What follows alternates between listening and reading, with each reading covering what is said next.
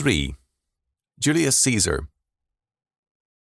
Cicero avoided sensuality. Julius Caesar courted it religiously. He was, according to Suetonius, extravagant in his sexual intrigues with women, and his soldiers, in his Gallic triumph, sang of his homosexual exploits with King Nicomedes. Brutus may have been Caesar's son, for his mother, Servilia, and possibly his sister, Tertia, had been Caesar's mistresses. His sexual interest was in men and women of power, including queens. Curio the Elder called him, in a speech, every woman's man and every man's woman. Cicero's conceptions of power were oriented to the rule of reason, a thorough dictatorship, but a coldly rational one. Caesar's idea of power was bluntly sexual. Suetonius reported, transported with joy at this success, he could not keep from boasting a few days later before a crowded house that having gained his heart's desire to the grief and lamentation of his opponents, he would therefore from that time mount on their heads, a term used in a double sense, one being fellatio. Cicero's dreams were the dreams of reason and of order. Caesar's dreams, seen as good omens, were the dreams of chaos, and his religious associations were in terms of this. Early in his career in Spain, he dreamed of incest with his mother, and the soothsayers interpreted the dream to mean that he was destined to have sovereignty over all the world. His mother, whom he saw under him, signifying none other than the earth, which is counted the mother of all things. Before crossing the Rubicon some years later, we are told that he had a similar dream of incest with his mother, and, as has been noted, Caesar may have restored the Bacchanalia to Rome.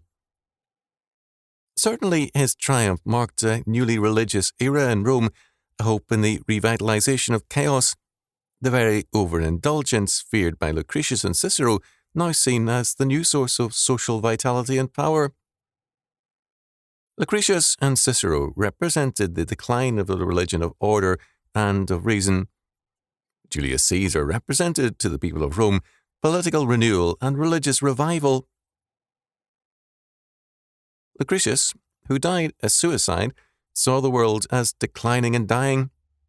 And thus, even now, the age of the world is debilitated, and the earth, which produced all races of creatures and gave forth at birth vast forms of wild animals, now being exhausted, scarcely rears a small and degenerate offspring.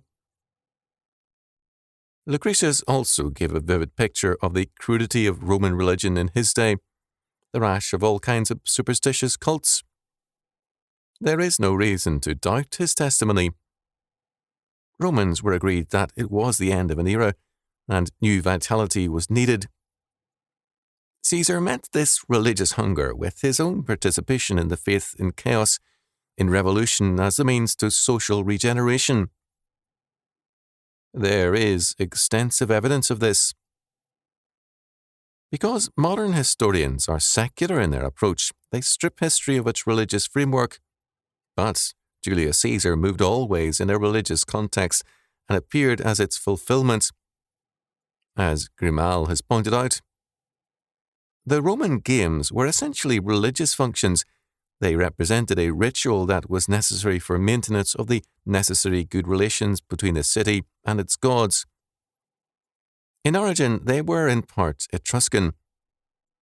The chaos faith was apparent in the games.